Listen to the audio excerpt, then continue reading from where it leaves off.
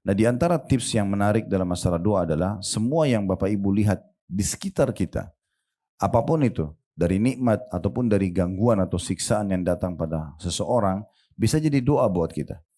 Misal kita melihat, saya kasih contoh tuh hari, masjid. Ada orang bangun masjid sangat bagus, indah sekali. Rame orang datang, banyak aktivitasnya, pengajian lah dan segala macam. Mungkin ada bakti sosial. Kemudian kita lewat, sayang sekali kalau ibu dan bapak hanya mengatakan, masjidnya bagus ya. Oh, masjid itu banyak kegiatannya ya. Gak ada manfaatnya, gak ada manfaat buat kita, gak ada manfaat juga buat pendiri masjid tersebut.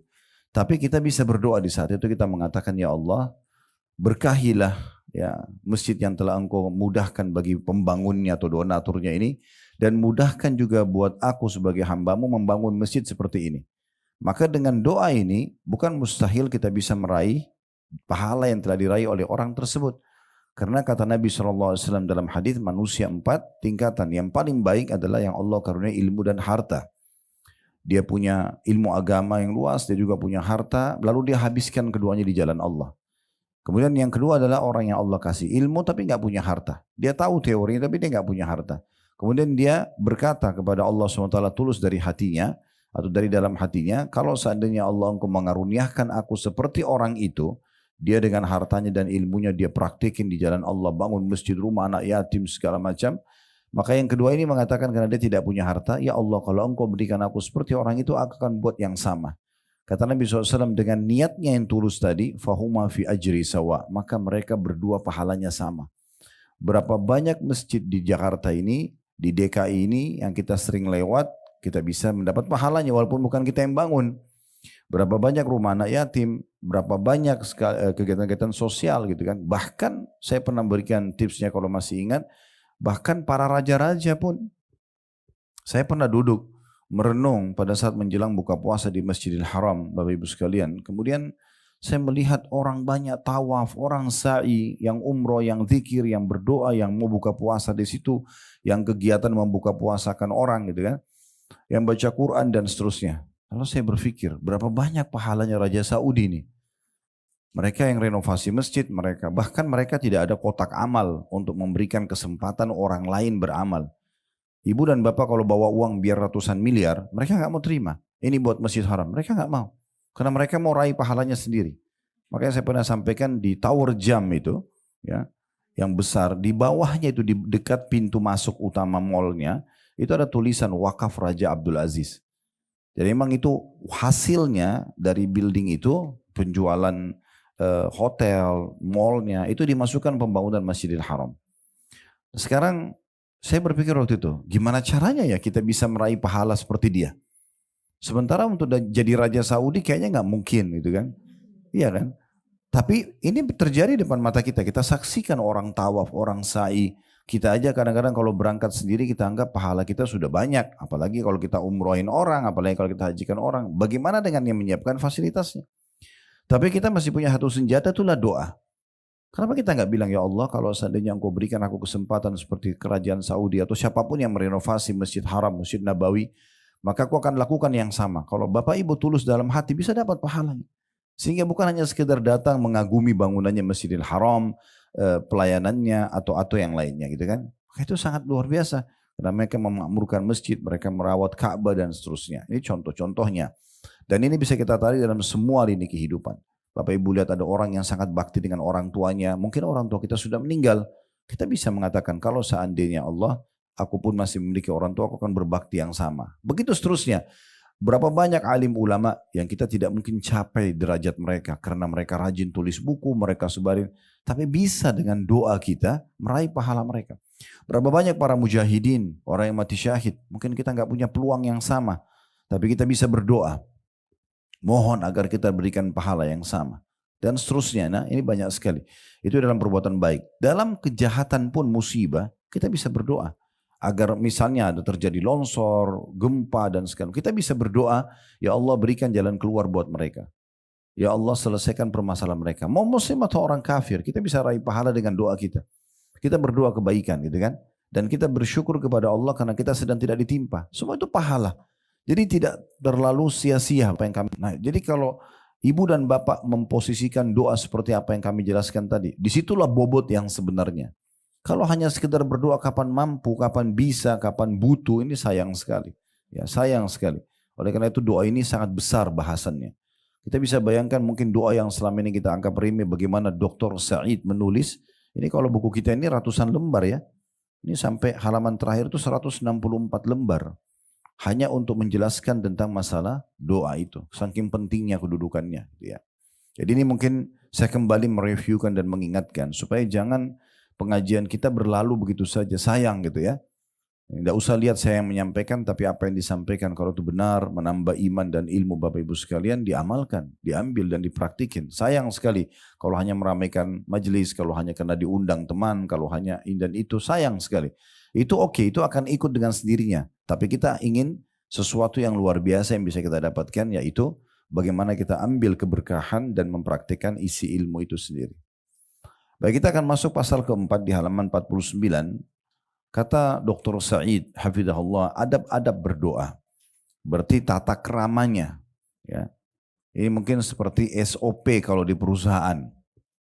Nah, ini juga seperti misalnya kalau Bapak Ibu diundang ke istana presiden, kemudian ada protokolnya. Nah, itu sebenarnya seperti itulah ya.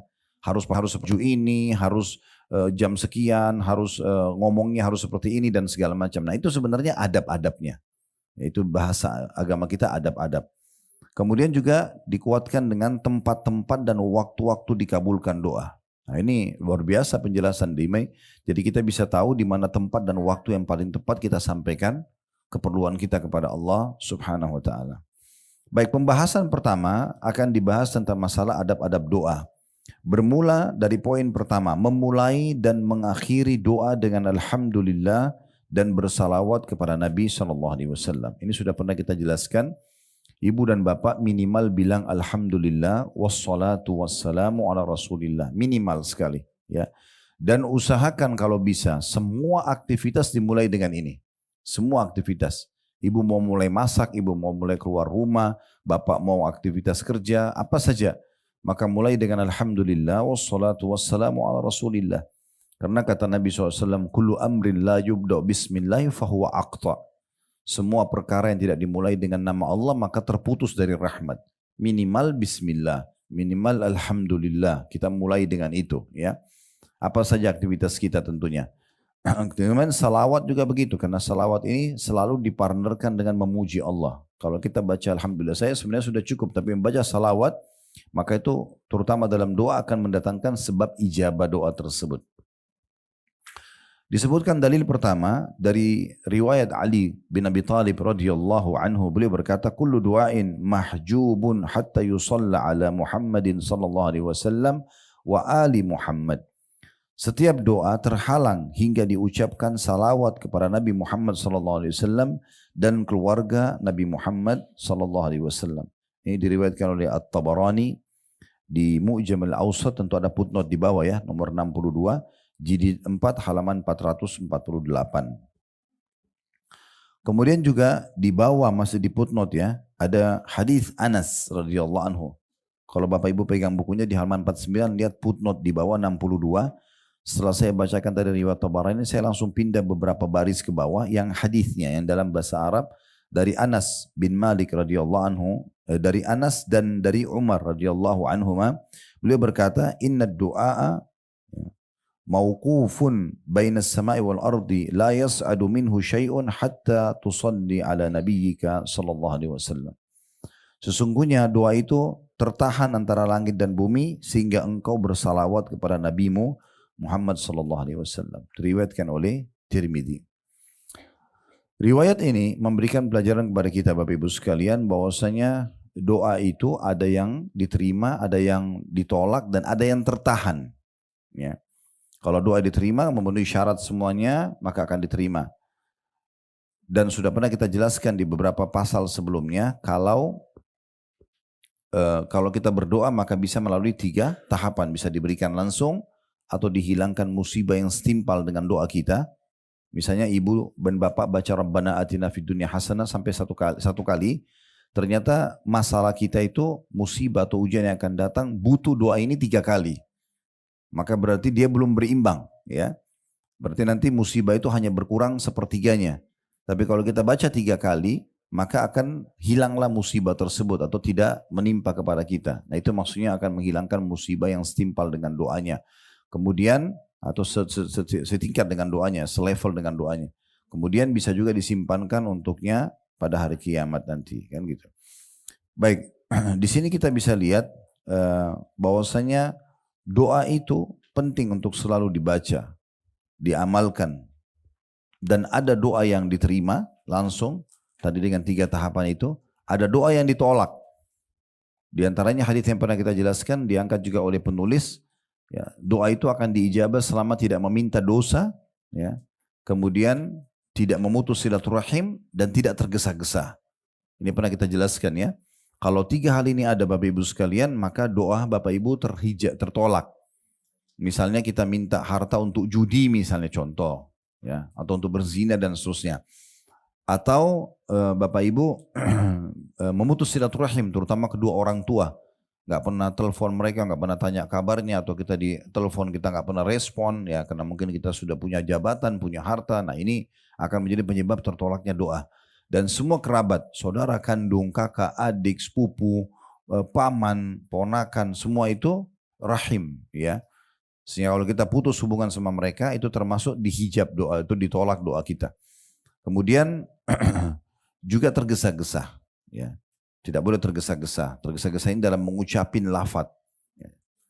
Pelan-pelan saja. Rabbana atina fid dunya hasanah. Gitu kan. Jadi jelas apa yang kita baca, apa yang kita ucapin. Saya yakin kalau kita ketemu dengan satu tokoh masyarakat, lalu kita ngomong seperti orang kumur-kumur aja gitu ya, buru-buru, mungkin kita akan diusir, dianggap orang gila barangkali.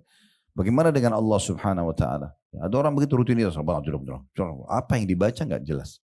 Rabbana atina fid dunya hasanah, berhenti dulu, wa fil akhirati hasanah, merenungi maknanya. Mau berbahasa Indonesia juga boleh, bahasa daerah pun boleh, Allah faham semuanya.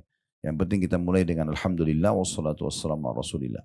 Dan ada doa yang pending, ditahan dulu. Nah ini maksudnya sudah oke memenuhi syaratnya, dia doanya bagus, tapi karena masih ada syarat yang dia tidak penuhi, maka tertolak, atau bukan ditolak sebenarnya, ditahan. Ya. Artinya masih ada, kalau misalnya ibu dan bapak lagi baca doa tadi lupa baca salawat, langsung alhamdulillah, terus kemudian bilang ya Allah sembuhkan aku. Terus kita ingat, oh ternyata saya lupa baca salawat tadi. Oke langsung bilang, ulangi lagi alhamdulillah wassalatu wassalamu ala rasulillah, lalu sampaikan hajatnya. Maka dengan itu doanya akan diterima oleh Allah Subhanahu wa taala. Itu yang dimaksud dengan perkataan Ali bin Abi Thalib, semua doa akan terhijab, ya, atau masih ditahan. Begitu juga dengan riwayat yang dibawa tadi footnote, sesungguhnya doa itu tertahan antara langit dan bumi sampai dibacakan salawat kepada Nabi SAW. Pelajaran kedua, pentingnya membaca salawat kepada Nabi SAW. Dan Nabi SAW cukup banyak menyebutkan hadis-hadis seperti misalnya ragama anfum ri'in man idza sami'tu dzukira inda walam yusallim alayya atau walam yusalli alayya. Sungguh terhina seseorang. Kalau ragama anf itu Bapak Ibu sekalian seperti orang yang meletakkan hidungnya di tanah. Jadi maksudnya bentuk kehinaan. Sungguh terhina seorang hamba yang mendengarkan namaku disebutkan di hadapannya, kemudian dia tidak membaca salawat kepadaku. Jadi kita dianjurkan selalu membaca salawat. Dan minimal sekali kalau Bapak Ibu baca zikir itu dalam zikir pagi 10 kali di pagi, 10 kali di sore. Gitu ya. Dan kata Nabi SAW, siapa yang baca salawat untukku 10 kali di pagi, 10 kali di sore, dia akan dapat syafaatku pada hari kiamat. Belum lagi banyak sekali ya faedah-faedah dan keutamaan daripada membaca salawat kepada Nabi alaihi salatu wassalam. Dalam riwayat ini dikuatkan dengan wa ali Muhammad, maksudnya adalah yang paling afdal Bapak Ibu baca salawat Ibrahim namanya, yang kita baca di tahiyat. Ya misalnya kita bilang alhamdulillah wassalatu wassalam, atau kita bilang Allahumma salli ala Muhammadin wa ala ali Muhammadin kama sallaita ala Ibrahim wa ala ali Ibrahim innaka Hamidum Majid wa barik ala Muhammadin wa ala ali Muhammad kama barakta ala Ibrahim wa ala ali Ibrahim innaka Hamidum Majid. Nah ini yang paling afdalnya. Tapi kalau kita bilang alhamdulillah wassalatu wassalamu ala rasulillah, insyaallah itu sudah mewakili. Dalil yang kedua di poin B-nya, maksudnya ini masih mendukung tentang masalah memulai doa dengan memuji Allah dan baca salawat kepada Nabi SAW. Dari Fadhalah bin Ubaid radhiyallahu anhu, beliau mengatakan Rasulullah SAW mendengar seseorang laki-laki berdoa dalam sholatnya dengan tidak bersalawat kepada Nabi SAW. Lantas beliau, Nabi SAW menegur, mengatakan orang ini terburu-buru. Kemudian Rasulullah SAW memanggil dan berkata kepadanya atau orang lain, "Idza shalla ahadukum falyabda bitahmidi rabbih wathana'i alaihi, thumma liyusalli 'ala nabi sallallahu alaihi wasallam, thumma liyad'u ba'du bima syaa." Apabila salah seorang kalian berdoa, maka hendaklah ia memulai dengan memuji dan menyanjung Rabb-Nya, Allah Subhanahu wa taala, kemudian bersalawat kepada Nabi sallallahu alaihi wasallam, kemudian berdoa sesudah itu dengan apa yang dia inginkan. Hadits ini ada footnote di bawah, diriwayatkan oleh Abu Daud dan Tirmidzi juga seterusnya, ya sudah disebutkan ada footnote-nya di footnote nomor 63. Riwayat ini memberikan kepada kita pelajaran. Yang pertama, pentingnya seseorang muslim untuk mengingatkan saudaranya bila melakukan kekeliruan dalam ibadah atau melakukan kemaksiatan. Tidak boleh diam Bapak Ibu sekalian ya. Jadi kalau ada orang yang berbuat salah, itu kita harus ingatkan. Misal kita lagi sholat, di sebelah kita ada orang salah softnya, salah gerakannya. Nggak boleh Bapak Ibu bilang, ah itu kan dia, terserah dia. Yang penting saya selamat. Ini nggak bisa. Ya harus kita ingatkan dia. Dan kalau Bapak Ibu misalnya mengatakan, saya khawatir mungkin ya, dia mungkin tidak dengar, mungkin dia tersinggung. Oke, minimal sekali Bapak Ibu ingkari itu dalam hati. Seperti Bapak Ibu mengatakan misalnya, ya Allah berikan dia hidayah. Karena kata Nabi SAW, man ra'a minkum mungkaran falyughayyiru biyadi. Siapa yang lihat kemungkaran dia harus mengubah dengan tangannya. Powernya ya. Seperti pemimpin negara pada masyarakat, seperti orang tua pada anak-anak gitu ya. Seperti atasan perusahaan, pemilik perusahaan sama stafnya, begitulah ya. Fa in lam yastati' fa bi lisani. Kalau tidak mampu maka dengan lisannya. Fa in lam yastati' fa bi qalbi. Wa dzalika adhaful iman. Kalau dia tidak mampu maka minimal dengan hatinya, yaitu selemah-lemah iman. Ya, jadi kita ingatkan orang yang sedang keliru dalam perbuatan ibadahnya, jangan dibiarkan. Begitu juga sebaliknya kalau ada orang buat dosa, nggak boleh Bapak Ibu lihat ada temannya gosip, fitnah atau apa dibiarin, nggak ingatkan, nggak boleh loh, itu haram dalam agama. Dia terima tidak terima nggak masalah, yang penting Bapak Ibu sudah ingatkan. Dan amar ma'ruf nahi mungkar yang wajib yang pertama. Artinya kalau ada orang teman kita nggak sholat, kita katakan sholatlah sekali aja. Setelah itu dia nggak sholat lagi dan kita tahu kita sudah lepas tanggung jawab hari kiamat. Tapi kalau Bapak Ibu nggak pernah sama sekali ingatkan, ini akan menjadi tanggung jawab kita pada hari kiamat. Ingat sebuah riwayat Bukhari, bahwasanya Nabi SAW bersabda, pernah Allah mengutus Jibril satu waktu untuk menghancurkan satu negeri. Tapi nggak disebutin negeri itu negeri yang mana. Jibril datang, begitu mau dihancurin, ternyata ada satu orang di situ yang soleh. Maka Jibril pun tidak jadi menghukum, menghancurkan negeri itu. Lalu dia kembali kepada Allah mengatakan, ya Allah, sesungguhnya negeri yang engkau utus aku untuk menghancurkannya ini ada satu hambamu yang saleh. Maka kata Allah SWT kepada Jibril, ini kata Nabi SAW hadis sahih ya. Kata Nabi SAW, Allah berfirman kepada Jibril, mulailah siksaan di dia. Dia duluan yang kamu bunuh, yang siksa dia dulu. Kenapa? Karena dia tidak pernah menyuruh pada kebaikan, tidak pernah melarang kemungkaran. Dia mau masuk surga sendiri. Nah itu nggak boleh, gitu kan? Jadi nggak boleh. Dan kita juga tahu dalam surah Al-A'raf, surah nomor 7 ayat 163 sampai 167, itu menjelaskan tentang penduduk negeri Ilah. Itu sekarang negeri itu Ilah di Palestina ya.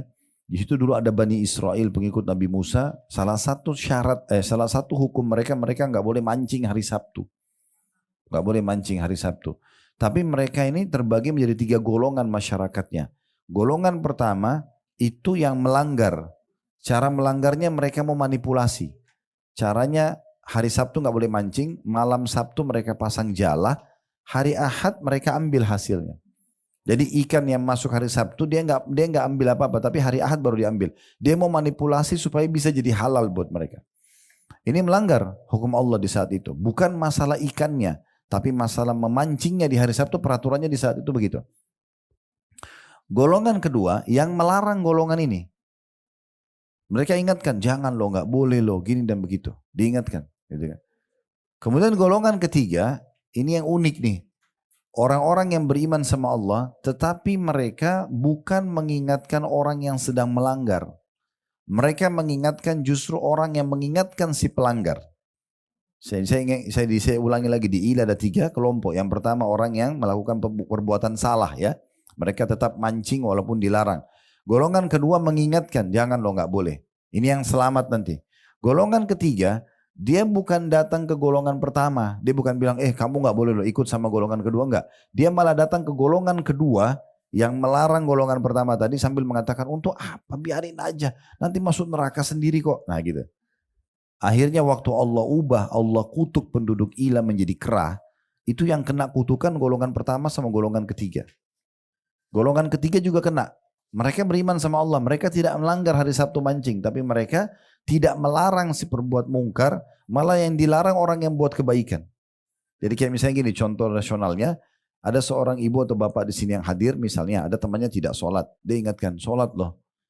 Tapi ini misalnya si A ingatkan si B. Tapi ada orang si C datang, dia bukan ikut dengan golongan A, ingatin si B. Kamu gak sholat nanti masuk neraka loh, dosa gini-gini. Enggak, dia malah bilang sama si A, udahlah gak usah urus si B itu, biarin aja. Dia masuk neraka sendiri kok. Nah, dia malah biarkan, dia malah tahan orang untuk melarang kemungkaran. Nah ini kena juga hukuman nih. Oleh karena itu hati-hati sekali ya. Ini termasuk dalam hal yang perlu kita garis bawahi dalam penyampaian kita ini. Makanya Nabi SAW di sini mengingatkan sahabat yang buru-buru pada saat berdoa. Nabi gak diamkan. Di sini katakan kan di halaman 50 itu ya, sambungan dari paragraf sebelumnya. Bagaimana Nabi SAW lihat sahabat, ada yang mengatakan, ya Allah ampunilah aku. Kemudian Nabi mengatakan orang ini terburu-buru sekali. Kemudian beliau pun memanggil orang itu lalu mengingatkannya. Mengatakan, kalau kalian salah seorang kalian ingin berdoa, maka hendaklah ia mulai dengan memuji dan menyanjung Rabbnya, kemudian bersalawat kepada Nabi SAW, kemudian berdoa sudah itu dengan apa yang dia inginkan. Jadi pelajaran pertama dari riwayat Nabi SAW menegur sahabat ini adalah pentingnya orang mengingatkan, mendukung kalau ada kebaikan, atau meluruskan kalau kebaikan yang dikerjakan itu keliru. Tadi keliru sab sholat, keliru ini, keliru itu. Atau dia mengingatkan orang yang berbuat kesalahan agar berhenti. Masalah diterima tidak terima bukan urusan kita. Pelajaran kedua, pentingnya orang memuji Allah Subhanahu Wa Taala pada saat mau berdoa. Ya, kemudian pelajaran ketiga, juga pentingnya seseorang membaca salawat kepada Nabi Sallallahu Alaihi Wasallam kalau ingin berdoa. Selanjutnya masih di dalil nomor 2 atau di B ya. Maaf, dalil B atau dalil nomor 2 di poin 1 tadi ya, tentang masalah memulai dan mengakhiri doa dengan alhamdulillah, juga membaca salawat kepada Nabi SAW. Rasulullah SAW juga pernah melihat seorang laki-laki lain berdoa dengan memuji Allah dan mengucapkan alhamdulillah, kemudian bersalawat kepada Nabi SAW. Maka Rasulullah SAW bersabda, ayyuhal musalli ud'u tujab wasal tu'ta. Artinya, wahai orang yang sedang sholat, berdoalah pasti engkau akan dikabulkan, dan mintalah pasti engkau akan diberi. Hadis ini diriwayatkan oleh An-Nasai juga Tirmidzi. Ada footnote di bawah nomor 64. Jadi dari dua buah riwayat ini, kalau yang pertama karena tidak baca memuji Allah, tidak baca salawat, dipastikan doanya ditolak. Itu kan Nabi ingatkan. Kemudian riwayat yang kedua, justru ada orang yang depan Nabi, pada saat dia sedang berdoa, dia baca alhamdulillah, dia baca salat Nabi SAW, Nabi mengatakan, wahai orang yang sedang sholat, kebetulan dia habis sholat, dia berdoa.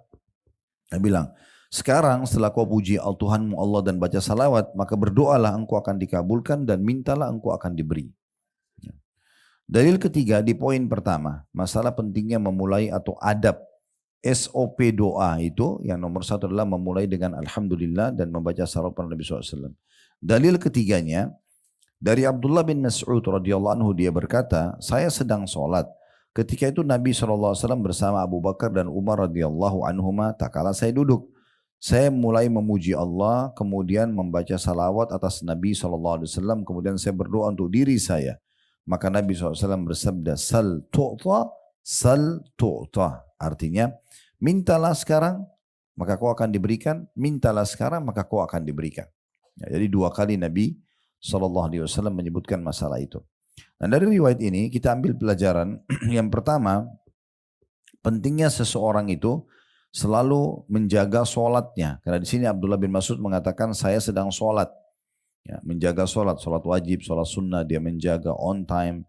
Dan saya sudah pernah sampaikan kalau sholat ibu dan bapak harus perhatikan 3 hal agar maksimal pahalanya. Tepat waktu, tepat gerakan, dan tepat bacaan. Kapan ini bisa, maka maksimal pahalanya. Gitu kan. Sebaliknya berarti orang yang lalai, misalnya tidak tepat waktu, tidak tepat gerakan, tidak tepat bacaan, maka akan amburadul semuanya.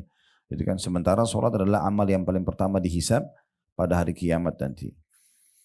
Ini pelajaran pertama dari riwayat Ibnu Mas'ud karena beliau sholat dan kita ambil pelajaran pentingnya menjaga sholat. Kemudian yang kedua pentingnya membaca salawat, memuji Allah dan baca salawat para Nabi SAW dalam doa. Dan dipastikan kalau ibu dan bapak lakukan ini maka akan diterima doanya.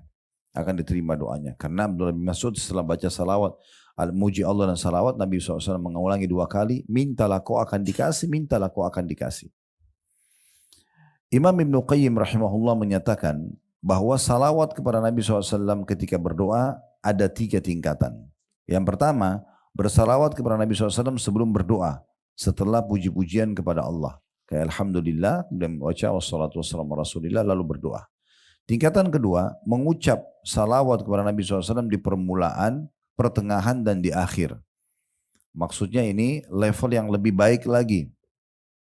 Ibu baca dan bapak sekalian memulainya setelah Alhamdulillah wassalatu wassalamu rasulillah. Berjalan misalnya 5-6 doa, ibu salawat dan bapak salawat lagi kepada Nabi SAW. Baru nanti di akhir ya salawat lagi. Ya. Ini tingkatan kedua. Tingkatan ketiga bersalawat kepada Nabi SAW di awal dan akhir doa. Sedangkan doa yang dimohonkan di tengah keduanya salawat tersebut. Maksudnya yang ketiga ini adalah dimulai dengan salawat, diakhiri dengan salawat. Tengah-tengahnya doa. Ya. Ini tingkatan-tingkatannya. Jadi tingkat yang kedua itu jauh lebih banyak salawatnya. Yaitu salawat di awal, salawat di tengah, dan salawat di akhir. Ini yang pertama, adabnya doa. Yang kedua, Bapak Ibu sekalian, berdoa di kala senang dan susah. Artinya tidak berdoa hanya pada saat susah saja. Tadi saya sudah kasih gambaran kayak misalnya doanya pada saat lagi sakit saja nggak bisa sembuh-sembuh. Mungkin sudah konsul sama 20 dokter tapi nggak sembuh, akhirnya baru sholat malam, baru tawaf umroh untuk minta doa. Padahal sebenarnya dari awal, ingat dalam Islam kita diajarkan sebagai seorang muslim sebelum aktivitas berdoa. Makanya berdoa sebelum makan, berdoa sebelum masuk kamar mandi, berdoa sebelum tidur, berdoa sebelum biologis, berdoa sebelum keluar rumah dan seterusnya. Berarti kita berdoa dulu, baru kita beraktivitas. Sayangnya kita malah aktivitas dulu, baru nanti doa kita anggap kalau perlu baru diucapkan. Ini keliru. Ya, itu dititik beratkan di sini. Dalilnya dari Abu Hurairah radhiyallahu anhu, beliau berkata, Rasulullah SAW bersabda, "Man sarra an yastajiba Allahu lahu 'inda syada'idi wal qurab, falyukthir ad-du'a fir rakha."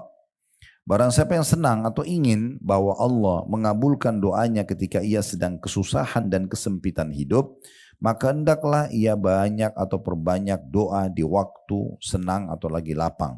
Ada footnote di bawah 67 tentunya ya, diriwayatkan oleh Tirmidzi. Dan juga terusnya adalah Hakim juga meriwayatkan, Az-Zahabi juga setuju, Imam Albani, Syekh Albani juga menghasankan, tapi kita tidak baca semua footnote-nya karena sudah jelas di buku Bapak Ibu semuanya footnote tersebut. Tapi yang jelas hadis ini adalah hadis yang dihasankan oleh para ulama. Jadi dari hadis ini kita ambil pelajaran bahwasanya pentingnya seseorang seringkali berdoa di waktu-waktu dia sedang senang. Lagi sehat, lagi gembira, lagi tamasya keluarga. Karena biasa orang Bapak Ibu sekalian ini unik ya. Kalau dia lagi rekreasi justru jauh dari ibadah. Contoh tidak usah jauh-jauh, dari sini ke puncak aja misalnya. Lagi hari weekend sama keluarga, itu malah mungkin ya zikir pagi petangnya malah luput, mungkin malah zikir sholatnya buru-buru, padahal sebenarnya justru lagi lapang banget itu. Beda dengan pada saat kita lagi di kota, kita lagi padat aktivitas, kita masih sempatin zikir habis sholat, kita masih sempatin sholat berdoa antara azan iqamah. Tapi kenapa malah kalau kita lagi lapang terbalik gitu kan? Makin terbuka pintu rezeki, makin nyaman, malah makin jauh. Nginap di hotel bintang 5, malah nggak salat tahajud. Kan ini agak unik. Kebablasan tidurnya. Kenapa? Harusnya kan justru makin dekat dengan Allah Subhanahu wa taala, kan gitu. Makin meluang peluang hartanya, makin perhitungan. Kasih nggak orang ini? Misal contoh, sebenarnya semua itu justru penyebab nanti kalau kita sedang ya susah akan diijabah dan diberikan oleh Allah Subhanahu wa taala. Jadi pelajaran yang pertama yang bisa kita ambil adalah pentingnya seseorang memperbanyak doa di saat dia sedang lapang, senang, ya, bahagia. Tadi sudah kita berikan contoh rekreasi keluarga lah, apalah segala macam gitu ya. Yang kedua, bahwasanya dalam kehidupan seseorang itu akan lewat masa senang dan masa sempit atau susah. Dan itu memang sunnatullah, sistem yang Allah buat. Sebagaimana Bapak Ibu lapar, pasti ada kenyang, pasangannya gitu ya. Ada muda, ada tua, ada hidup, ada mati, ada surga, ada neraka, ada dunia, ada akhirat. Ada laki-laki, ada perempuan, ada kaya, ada miskin gitu ya. Ada sakit, ada sehat, itu semua pasang-pasangan. Kalau kita faham tentang sistem ini, kita akan nyaman melalui kehidupan. Dan di saat kita sakit, kita mengatakan, oh ya saya kan pernah sehat. Jadi kita bisa nerima konsep itu ya. Nah seperti itulah, makanya mudah muncul sifat syukur di saat sedang ada nikmat dan sifat sabar di saat ada ujian. Ya, karena memang kita memahami ini adalah sistem, nggak bisa tidak. Sebagaimana kita sehat, kita sakit. Sebagaimana kita lapar, kita kenyang dan seterusnya. Atau sebagaimana kita kenyang, kita akan lapar. Itu akan ada. Walaupun sebenarnya ulama memberikan gambaran, ujian-ujian itu pasti jauh lebih ringan daripada nikmat. Misalnya kita setahun sehat, tahun depannya Allah uji kita dengan flu 1 minggu saja misalnya. Nah, ujiannya lebih ringan. Sekarang Bapak Ibu lapar. Begitu lapar muncul ide untuk cari makanan. Mungkin laparnya 5-10 menit. Anggaplah setengah jam lapar misalnya. Tapi begitu kita makan sepiring, kita bisa kenyang 5 jam ke depan. Jauh lebih banyak nikmat itu. Nah seperti itulah. Jadi ujian itu cuma datang sebentar saja. Kata Dr. Said, makna daripada hadis ini adalah barang siapa yang suka dikabulkan doanya oleh Allah sewaktu dalam kesusahan dan kesedihan hati yang menekan perasaan, maka hendaklah ia memperbanyak doa sewaktu sehat sejahtera, waktu lapang dan juga tenang. Karena sifat orang mukmin adalah senantiasa berserah diri kepada Allah Subhanahu wa taala dan menjaga hubungan tersebut dan memohon perlindungan kepadanya sebelum datang saat-saat genting. Allah Subhanahu wa taala berfirman tentang Nabi Yunus alaihissalam ketika memohon agar dilepaskan dari perut ikan, maksudnya ikan paus ya. Lantas Allah kabulkan dalam surah As-Saffat ayat 143 sampai 144. Falaula annahu kana minal musabbihin lalabitha fi batni ila yaumi yub'atsun. Kalau sekiranya dia Yunus tidak termasuk orang yang banyak mengingat Allah di saat dia sedang lapang. Jadi Nabi Yunus itu di saat lagi lapang banyak sekali berdoa, banyak berzikir. Apa yang terjadi? Di saat ditelan oleh ikan paus karena dihukum oleh Allah, dia meninggalkan penduduk negeri Nainawah namanya ya, di wilayah Irak, wilayah yang beliau diutus untuk berdakwah. Jadi kisahnya itu sedikit saya kasih gambaran. Nabi Yunus alaihissalam yang Allah sebutkan namanya dalam Al-Quran, ada surah Yunus ya. Dia diutus di masa dulu, Bapak Ibu sekalian, saya mulai dulu sedikit kisahnya. Di masa dulu itu nabi-nabi dan rasul diutus untuk kaum khusus saja. Kecuali Nabi Muhammad SAW. Pernah dengar nabi-nabi Bani Israel ya? Nabi-nabi Bani Israel, Bani artinya keturunan, Israel nama lainnya Nabi Yakub. Nabi-nabi Bani Israel diutus untuk Bani Israel.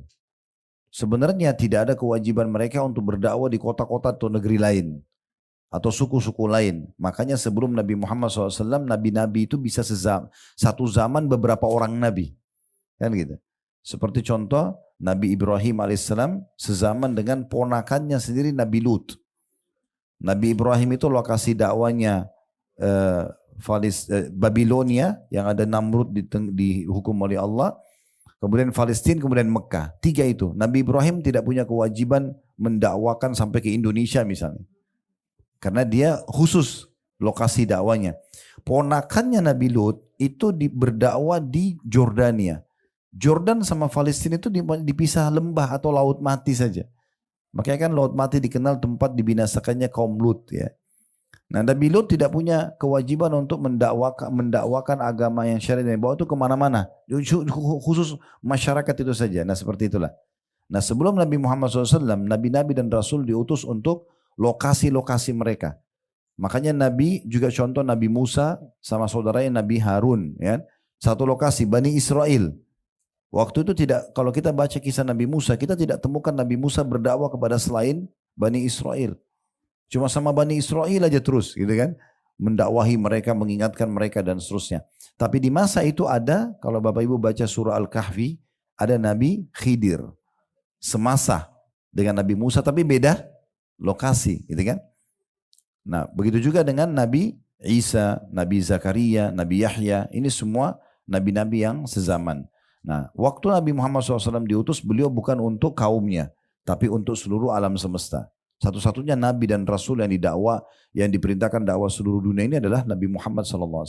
Makanya orang-orang Nasrani sebenarnya tidak punya hak secara peraturan ini, sistem ini, untuk menyampaikan agama mereka di mana-mana. Karena agama itu untuk Bani Israel. Kalau kita memang umat Islam mendakwakan kemana-mana, karena memang Nabi Muhammad diutus untuk wa ma arsalnaka illa rahmatan lil alamin. Kami utus engkau hai Muhammad untuk seluruh alam semesta. Dan tidak ada satupun nabi yang semasa dengan Nabi Muhammad SAW. Beliau sendiri, beliau penutup. Nah, ini satu poin. Berhubungan dengan masalah nabi-nabi dan rasul. Juga poin yang lain Bapak Ibu sekalian.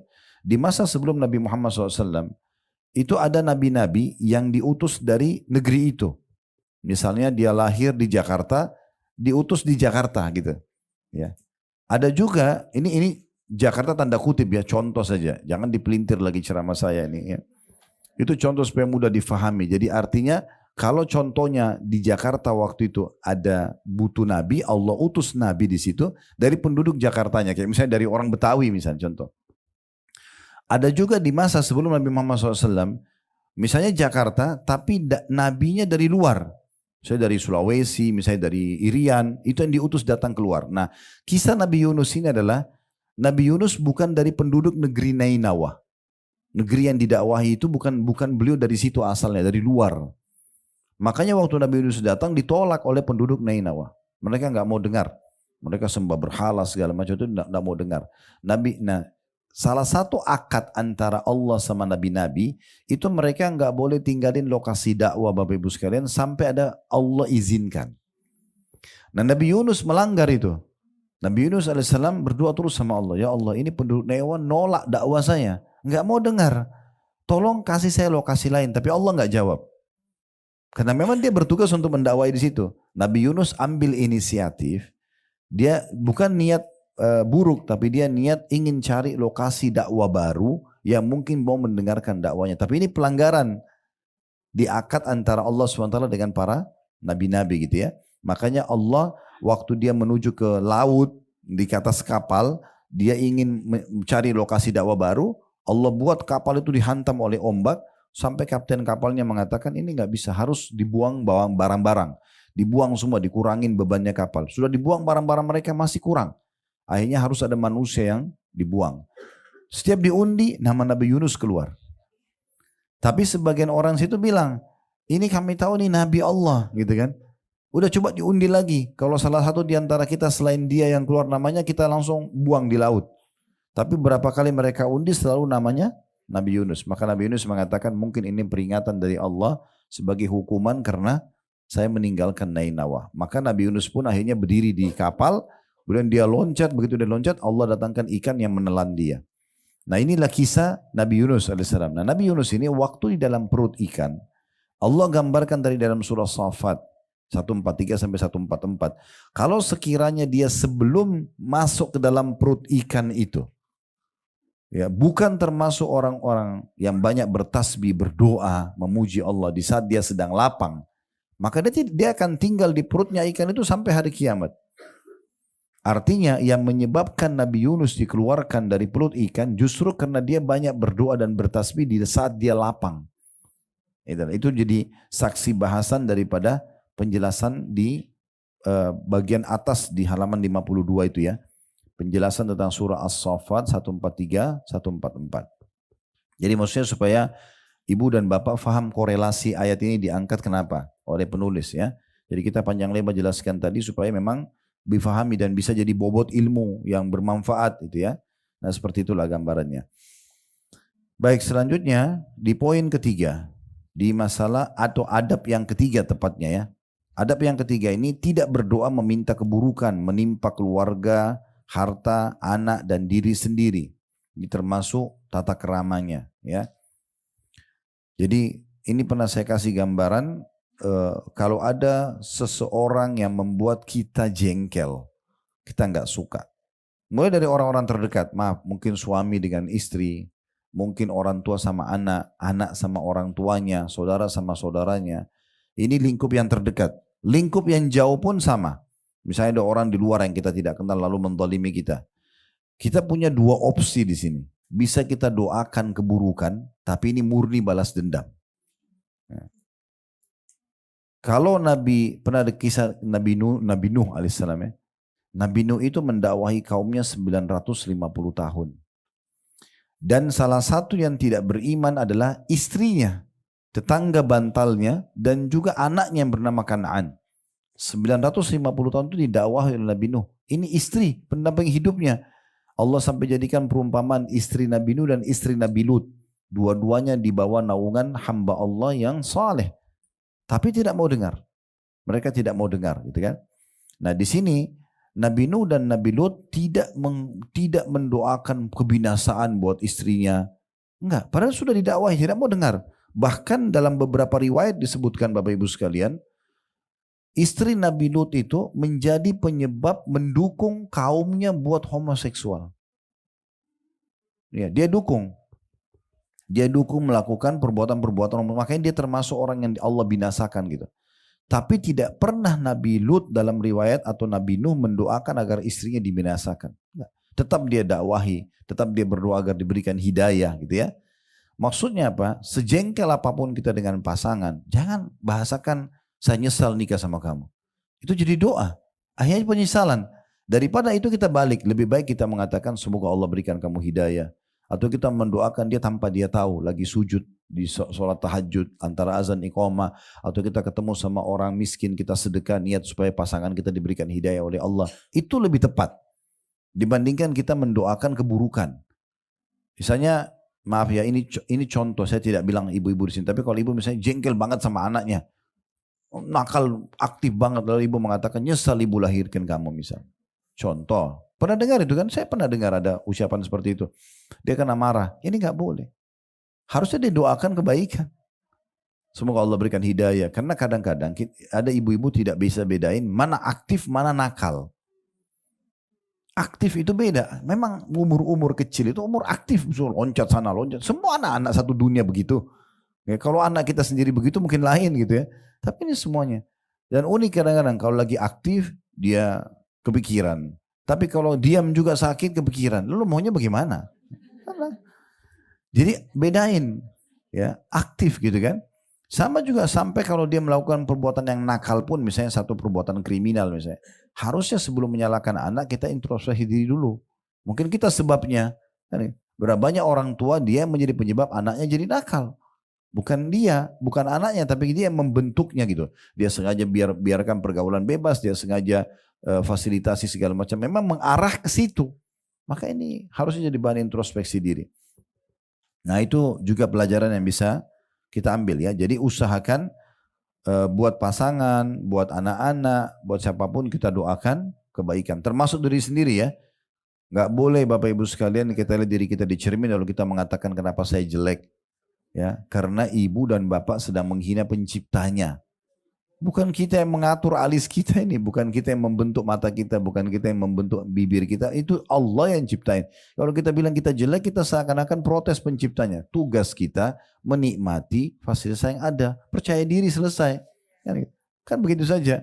Nah itu penting, itu juga termasuk dalam masalah doa-doa gitu ya. Kalau ada sesuatu yang kurang, ada yang butuh perawatan atau apa, kita harus tinggal eksekusi aja ke situ, nggak usah arahnya menyalahkan fisik gitu kan. Apalagi memang kita sendiri yang teledor, tidak mengontrol makanan, istirahat dan segala macam. Ini kurang lebih gambaran di poin ketiga.